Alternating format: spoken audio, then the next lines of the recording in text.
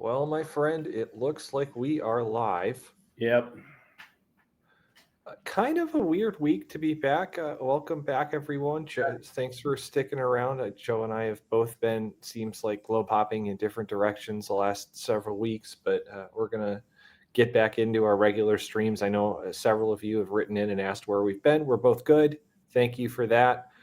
Joe, kind of a, like I said, weird week to get back in the groove. Kind of a interesting last couple of days, to say the least.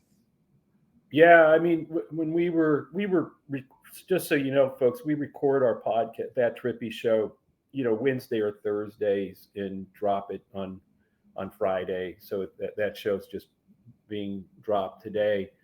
But we were recording it, and I don't know, we're quite a ways through, about to end it, when um, just then we heard the news that Charlie Kirk had been shot. At that time, it was not, we didn't know how that we did not know it was an assassination and that he was indeed dead. We found that out later, but at the time, it was just stunned. I mean, we literally went for, 20, 30 seconds in the middle of the Yeah.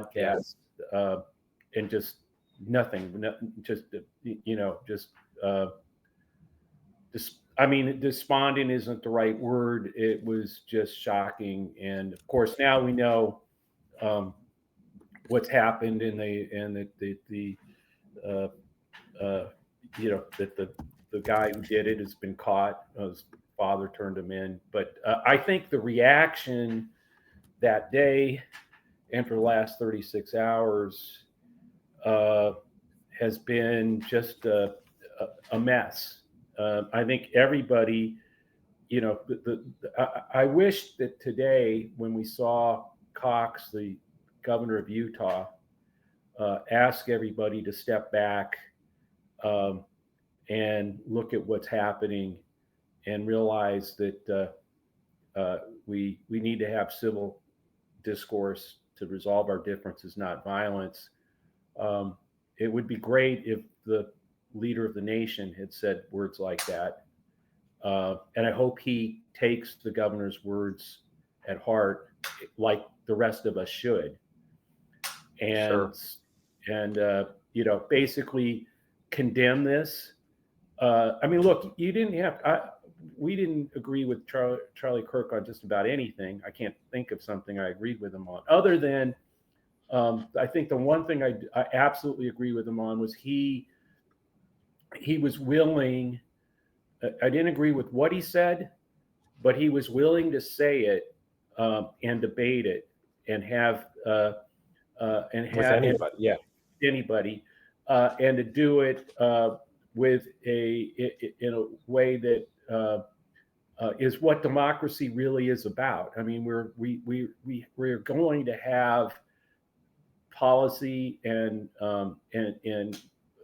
other differences, but the only way we resolve them is having those debates all out in public, um, and doing it civilly and with respect, uh, and not with violence. And look, there's a lot of people like Bernie Sanders. I think today I saw his a video that he put out. Another person, I agree with a lot of what Bernie says. I disagree with a lot of what Bernie says, but I agree with what he said. If you get a chance, you should go look for his video. I think it was like the most direct response in a way that every American Right. should listen, whether you like socialists, don't like socialists, like conservatives, don't like conservatives, or MAGA.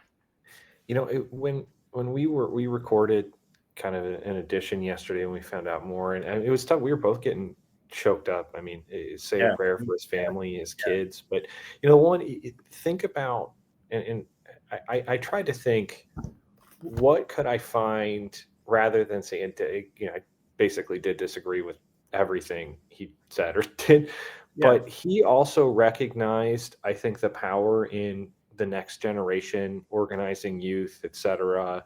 I mean, around causes we don't agree with, but you could see why he was so important to that movement, and what he was trying to do.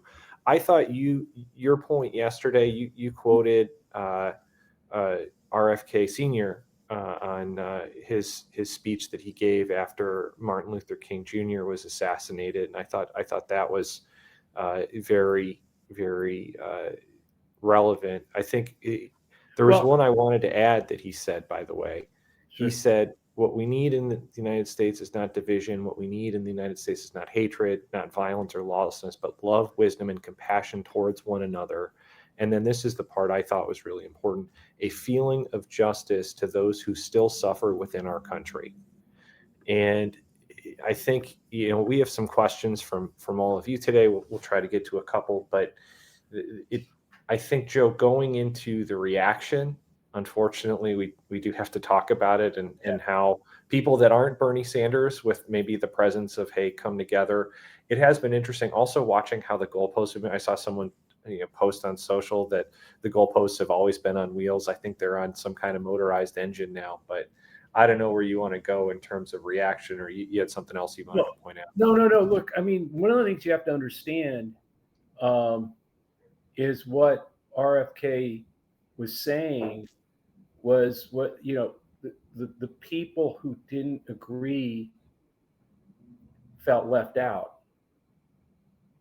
In other words, and what I mean by that is, like, I know what I felt like that day. Massive loss. I mean, when RFK was assassinated, when Martin Luther King was assassinated, the people who Kirk touched and were connected to him feel exactly that way today. Whether we agree with what he said and how they came to him, that's how they feel.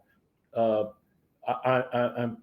a massive loss, and you don't have to agree with anything he was saying, but to understand that the reaction must be across the board from every leader, from every voice out there, condemn political violence. It is the end. That's what ends democracy, because if people fear speaking their minds, then people stop speaking their minds.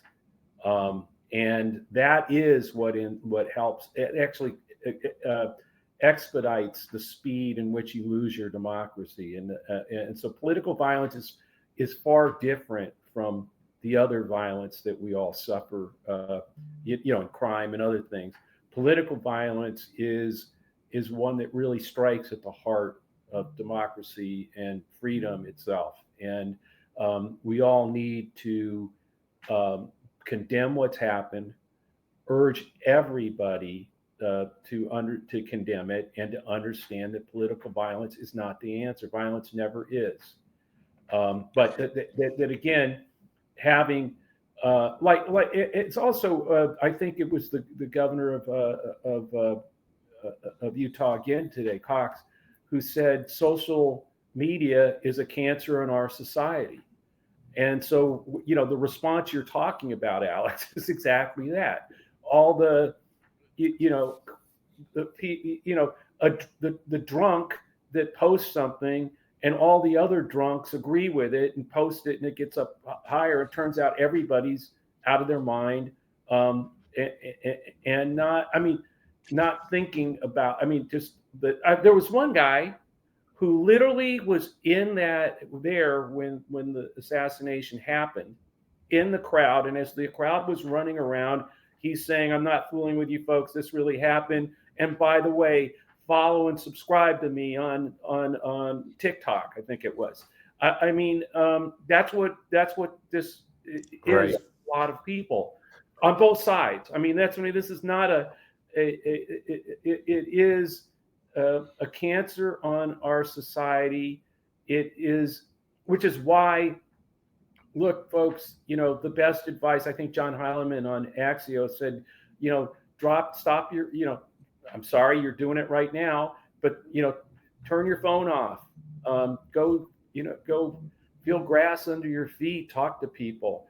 And that is why I started Says Us, which was to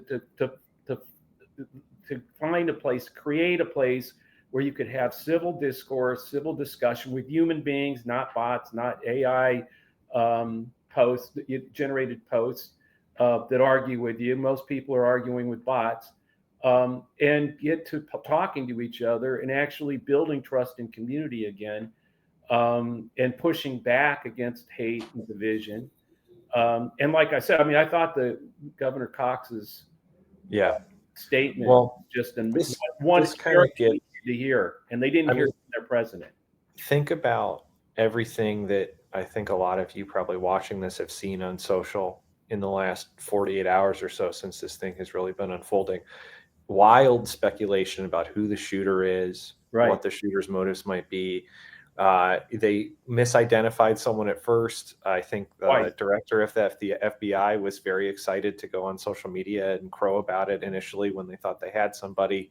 Remember, this is the director of the FBI doing this, so all of us are not immune, certainly either. But now there's speculation they have caught another one as of this morning, or who they think actually might have done it. Apparently, might have confessed to a family member, and there's all sorts of. I mean, immediately it wasn't just like speculation. It was the bad faith.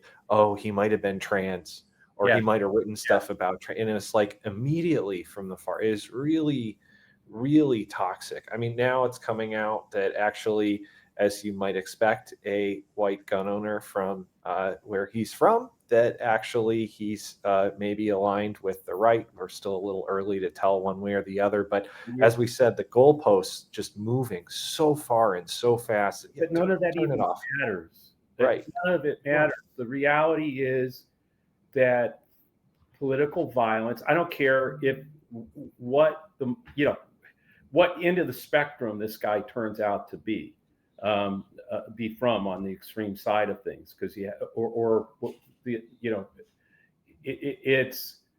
it's every single leader in the country, every single American who actually cares about democracy and freedom needs to condemn this, regardless of where you are on following or not agreeing with Charlie Kirk. It is the only, if we're going to have a pro-democracy movement in this country that continues to defend democracy, it's got to be grounded in finding some common grounds of civility, and yes, standing together visibly, and not fearing standing up together visibly, which is part of what this is all about. And this is a real. I mean, having you weren't around in the '60s, I was, and particularly the latter years were pretty devastating to a lot of people, and a lot of people lost hope because of the leaders that were lost to an assassin's bullet, and we've seen that now in Michigan with the murder of the Democrat there and her husband. We've seen it. This is, once the political violence starts to happen, the most important thing all of us can do. I mean, it is to lower the temperature. Like if you watched, hey, look, I know I've gone on some rants on our pod, but I've always throughout, even when I was on Fox News all those years, trying to talk to people and bring, and I don't think any of them listened to me, but I tried. But my point still is, that's what we have to do. And it's the voices of people like the governor of Utah who urge people to come together and understand that a lot of this is now social networks and social media driving division and hatred. And a lot of the people who play into that and hop that up for clicks or just feeding it, they're just fueling this division. And we've got to find, that's why I say we need to create places like Says Us, to where it's just human beings talking to each other, just people. And you're having an argument or a debate, you're having it with another person, and you get to know over time that person's, somebody who's civil or not, and if you don't want to relate to them, you don't. But that's like we do in real life, not online when you're all anonymous and we can all attack each other. And I think a lot of this stuff is fueled by the poison of that's happening on social networks and leadership that spews a lot of it too.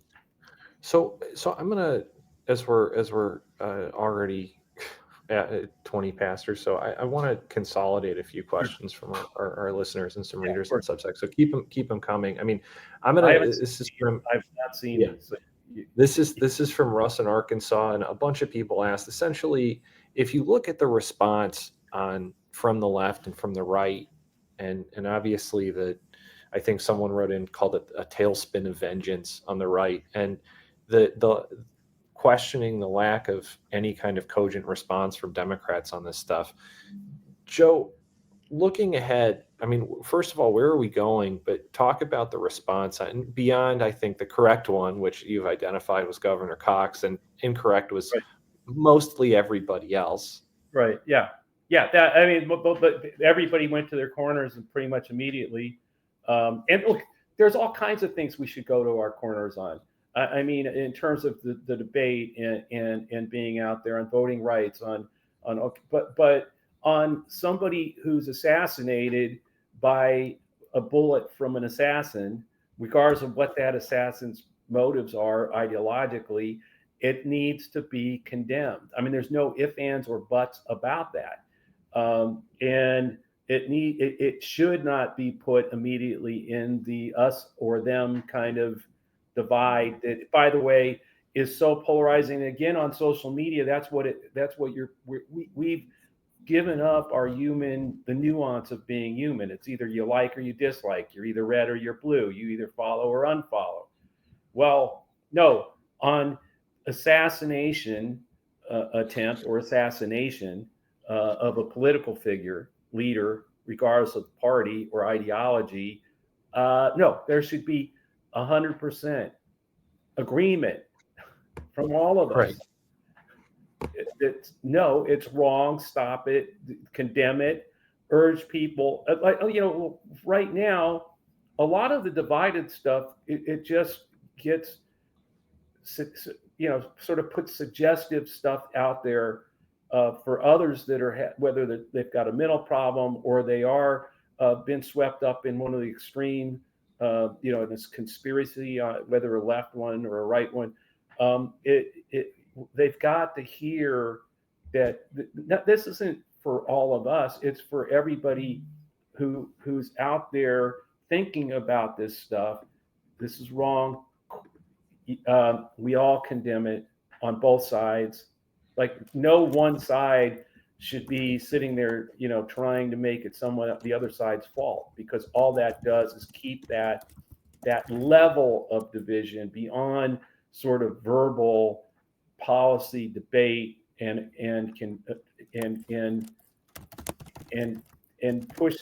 could possibly push others to violence, and that's the worst thing that can happen. I'm sure that's what happened in the 60s. And maybe we have to live through that. That's what I'm saying. I don't know what broke that fever. I can't tell you what finally broke it, but a huge war, probably. Yeah, probably Vietnam. So no, we have to. The only way to break the fever is for all of us to start talking to each other.